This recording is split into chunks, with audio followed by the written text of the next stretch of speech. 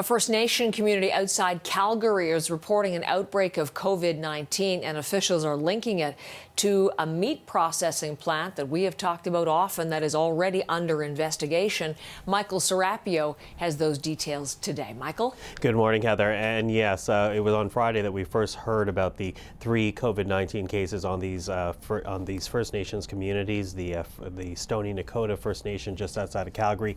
Yesterday, that number was upgraded to 15, and it is through contact tracing that officials believe it is linked to Cargill, just outside of High River, Alberta. Cargill being the meat processing plant, the site of Canada's biggest outbreak.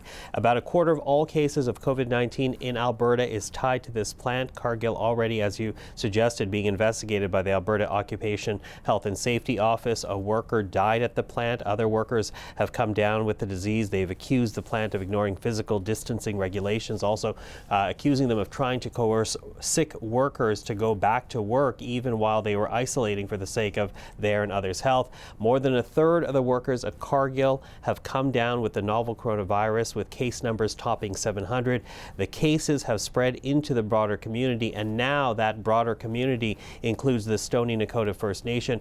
Not known how many members of the Stoney Nakoda actually work at Cargill, Heather, but we do know that they do work there. Those that have been identified with COVID-19 in the First Nation have been isolated and right now quarantining, Heather. What are we hearing from Stoney Nakoda, Michael, in terms of how they're dealing with this outbreak? Well, certainly they are increasing their communications, including this message that they put out on their Facebook page. Take a look at it right now. Anyways, the message essentially tells people that they are increasing the testing. They're advising people to drive to a trailer on the nation where they will be tested in their vehicles. Those who are going to walk over essentially are being told to follow the instructions of security guards. Also, we know that the message is going out, messages of social distancing as well as hand washing.